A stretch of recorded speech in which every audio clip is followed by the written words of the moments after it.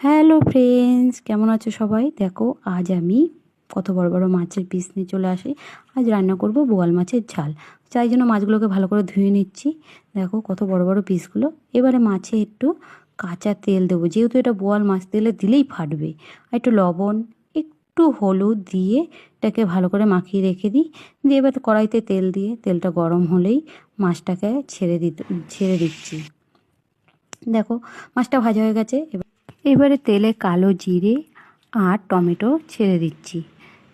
টমেটোটা দিয়ে এবার একটু ভালো করে নাড়াচাড়া করে একটু লবণ দিয়ে নাড়াচাড়া, টমেটোটা একটু মজবে সেই জন্য লবণটা দেওয়া। এবার জিরে বাটা, আদা বাটা, পেঁয়াজ বাটা আর লাল লঙ্কা, কাঁচা লঙ্কা বাটা দিয়ে একটু ভালো করে নেড়েচেড়ে নিচ্ছি।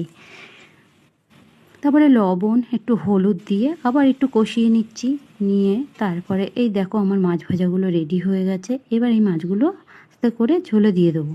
এবার মশলাটা ভালো করে কষে গেছে, যেহেতু মশলাটা থেকে তেল বুজবুজ করছে। এবার একটু আগে থেকে করে রাখা গরম জল দিয়ে একটু হালকা ফুটতে দিয়ে তারপরে মাছটা ছেড়ে দিলাম। মাছটা একটু ফুটে উঠলেই এই আজকে আমার মাছের ঝাল রেডি। কেমন হয়েছে বন্ধুরা বলবে কমেন্টে। আর একটু শেয়ার করে দিও, সাবস্ক্রাইবার করো আমাকে যদি ভালো লাগে। আর বলবে আজকে মাছের ঝালটা কেমন হয়েছে। ধন্যবাদ।